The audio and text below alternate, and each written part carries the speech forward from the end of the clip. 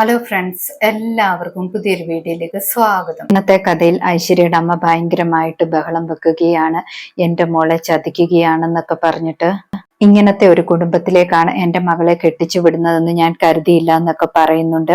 ഇനിയും ഇവൻ ആ അശ്വതിയും മകളെയും കാണാൻ പാടില്ല എന്നൊക്കെ പറയുന്നു.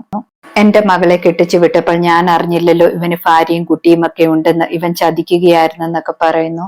ഐശ്വര്യയുടെ അമ്മ പറയുന്നുണ്ട്, ഇപ്പൊ തന്നെ എൻ്റെ കയ്യിൽ സത്യം ചെയ്തു തരണം. അരുണാണെങ്കിൽ ഇനി ഒരിക്കലും അശ്വതിയെ കാണത്തില്ല എന്ന് പറഞ്ഞിട്ട് ഐശ്വര്യയുടെ അമ്മ നിർബന്ധിച്ചുകൊണ്ടേയിരിക്കുകയാണ് സത്യം ചെയ്യുന്നു പറഞ്ഞിട്ട്. ഐശ്വര്യയും അപ്പോൾ പറയുന്നുണ്ട് സത്യം ചെയ്തു കൊടുക്കണമെന്ന്.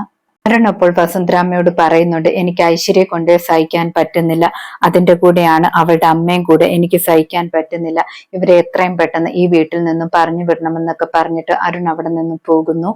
അരുൺ പോയതിനു ശേഷം ഐശ്വര്യയാണെങ്കിൽ വസുന്ധരാമ്മയോട് പറയുന്നുണ്ട് അരുണിനെ തടയാനെന്ന്. വസുന്ധരാമ്മയും മൈൻഡ് ചെയ്യാതെ അവിടെ നിന്നും പോകുന്നുണ്ട്. ശ്യാമയോടും അമൃതേട്ടത്തിയോടും ഒക്കെ പറയുന്നുണ്ട് ഇതിനൊരു തീരുമാനം ഉണ്ടാക്കണമെന്നൊക്കെ പറയുന്നുണ്ട്. പക്ഷെ അവരും മൈൻഡ് ചെയ്യാതെ അവിടെ നിന്നും പോകുന്നു. എല്ലാരും പോയതിനു ശേഷം ഐശ്വര്യയുടെ അമ്മ ഐശ്വര്യയോട് പറയുന്നുണ്ട്, ഞാൻ ആരെയും വെറുതെ വിടത്തില്ല, ഇതുപോലെ ഞാൻ ടോർച്ചർ ചെയ്തുകൊണ്ടേയിരിക്കുമെന്നൊക്കെ പറയുന്നു. ഐശ്വര്യയുടെ അമ്മ പറഞ്ഞ കാര്യങ്ങളെല്ലാം ഓർത്ത് വിഷമിച്ച് നിൽക്കുകയാണ് അരുൺ. ആ സമയത്ത് അവിടേക്ക് ശ്യാമയും അമൃതേട്ടത്തെയും ചെല്ലുന്നു. അരുൺ രണ്ടുപേരോടും പറയുന്നുണ്ട്, എന്റെ ഒരു വിധി നോക്കിക്കോണം, മകളെ മാത്രമല്ല അമ്മയും സഹിക്കണമല്ലോ എന്നൊക്കെ പറയുന്നു. ഈ അമ്മയുടെ മകളല്ലേ ഐശ്വര്യ, അപ്പൊ പിന്നെ അങ്ങനെ പെരുമാറത്തുള്ളൂ എന്നൊക്കെ പറയുന്നു. ശ്യാമ അപ്പോൾ പറയുന്നുണ്ട്, ഐശ്വര്യേട്ടത്തിയും അമ്മയും തമ്മിൽ കമ്പനിയിൽ എന്തോ തിരിമറി നടത്തിയിട്ടുണ്ട്. ഐശ്വര്യേട്ടത്തി തിരിമറി നടത്തിയിട്ട് പണമൊക്കെ അമ്മയ്ക്ക് കൊടുത്തു എന്നൊക്കെ പറയുന്നു.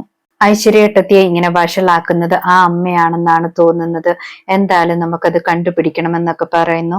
ഐശ്വര്യേട്ടത്തിക്ക് കുഞ്ഞൊക്കെ ജനിച്ചു കഴിയുമ്പോൾ ഐശ്വര്യേട്ടത്തിയുടെ സ്വഭാവമൊക്കെ മാറുമെന്ന് അരുണിനോട് പറയുന്നുണ്ട്. അരുൺ അപ്പോൾ പറയുന്നുണ്ട്, എനിക്ക് അതിലൊന്നും വിശ്വാസമില്ല എന്നൊക്കെ. എന്തെങ്കിലും തിരിമറി നടക്കുന്നുണ്ടെങ്കിൽ അവരെ പൊളിച്ചെടുക്കുന്ന കാര്യം ഞാൻ ഏറ്റെന്നൊക്കെ അരുൺ പറയുന്നുണ്ട്. ശേഷം കാണിക്കുന്നത് ഒരാൾ ആനന്ദ നിലയത്തിലേക്ക് വരുന്നുണ്ട്. വസുന്ധരാമ്മ ആനന്ദവർമ്മയോട് പറയുന്നുണ്ട്, തൊട്ടിലുണ്ടാക്കാൻ വേണ്ടി വിളിച്ചതാണെന്ന്. 2 തൊട്ടിലുണ്ടാക്കണം, തേക്കിലോ ഈട്ടിയിലോ ഉണ്ടാക്കണമെന്നൊക്കെ പറയുന്നുണ്ട്. ആനന്ദവർമ്മ അപ്പോൾ ചോദിക്കുന്നുണ്ട് ഇപ്പോഴേ വേണമോ എന്നൊക്കെ. വസുന്ധരാമ്മ അപ്പോൾ വേണമെന്നൊക്കെ പറയുന്നുണ്ട്. ആ സമയത്ത് ബാക്കിയുള്ളവരും അവിടേക്ക് വരുന്നുണ്ട്. ഐശ്വര്യയുടെ അമ്മ പറയുന്നുണ്ട്, ഐശ്വര്യയുടെ കുഞ്ഞ് തേക്കിലും ഈട്ടിലും ഒന്നും കിടന്നാൽ പറ്റത്തില്ല, ചന്ദനത്തെ കിടക്കണമെന്നൊക്കെ പറയുന്നു. വന്നിരിക്കുന്ന അയാൾ പറയുന്നുണ്ട് ചന്ദനത്തടിക്ക് വലിയ വിലയാണെന്നൊക്കെ. ഐശ്വര്യയുടെ അമ്മ അപ്പോൾ പറയുന്നുണ്ട്, എന്റെ മകൾ മിസ് കേരളയാണ്, അവിടെ കുഞ്ഞാണ് തൊട്ടിലിൽ കിടക്കാൻ പോകുന്നത്, അതുകൊണ്ട് ഉറപ്പായിട്ടും ചന്ദനത്തിന്റെ തൊട്ടിലിൽ തന്നെ വേണമെന്നൊക്കെ പറയുന്നു. വസുന്ധരാമയ്ക്ക് പൈസയൊന്നും പ്രശ്നമല്ല, 10 ലക്ഷം രൂപ അഡ്വാൻസ് ഇപ്പൊ തന്നെ തരും, വസുന്ധരാമയോട് 10 ലക്ഷം രൂപ കൊടുക്കാനെന്ന് പറയുന്നു.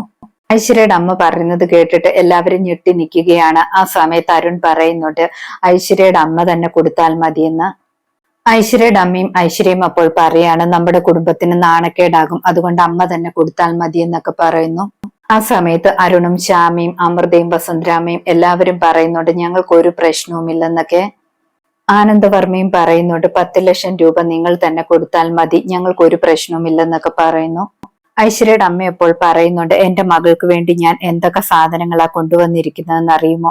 ഡോളർ കൊടുത്ത് വാങ്ങിയ സാധനങ്ങളാണ് പെട്ടിയിലൊക്കെ ഇരിക്കുന്നതെന്നൊക്കെ പറയുന്നു. എല്ലാവരും കൂടി ഐശ്വര്യയുടെ അമ്മയെ തന്നെ വീണ്ടും 10 ലക്ഷം രൂപ കൊടുക്കാൻ നിർബന്ധിക്കുകയാണ്. ആ സമയത്ത് ഐശ്വര്യ പറയുന്നുണ്ട്, എന്റെ അമ്മ കൊടുക്കണ്ട, എന്റെ അമ്മ കൊടുത്താൽ എനിക്ക് അഭിമാനക്കുറവാണ്, ഈ കുടുംബത്തിന് പ്രശ്നമാകുമെന്നൊക്കെ പറയുന്നു. വസുന്ധരാമയും പറയുന്നുണ്ട്, ഞാൻ എന്തായാലും കൊടുക്കാൻ പോകുന്നില്ല, സുരഭി തന്നെ കൊടുക്കട്ടെ എന്നൊക്കെ പറയുന്നു. അവസാനം എല്ലാവരുടെയും മുന്നിൽ ഐശ്വര്യയുടെ അമ്മയ്ക്കാണെങ്കിൽ ഒന്നും ചെയ്യാൻ പറ്റാത്ത അവസ്ഥയായി. ഐശ്വര്യയുടെ അമ്മ ആ തൊട്ടിലിൽ ഉണ്ടാക്കുന്ന അയാളെ പറഞ്ഞു വിടുകയാണ്.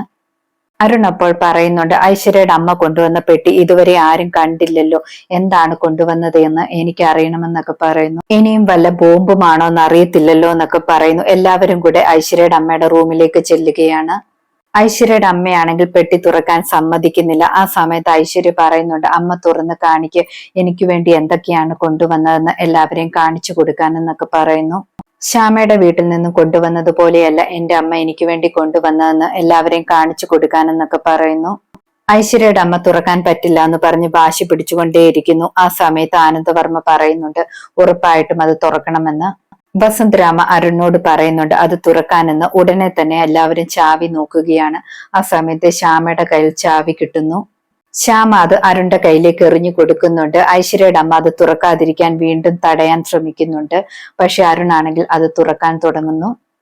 ഇന്നത്തെ കഥ ഇതോടെ അവസാനിക്കുന്നു. പുതിയൊരു കഥയുമായി വീണ്ടും കാണാം. താങ്ക്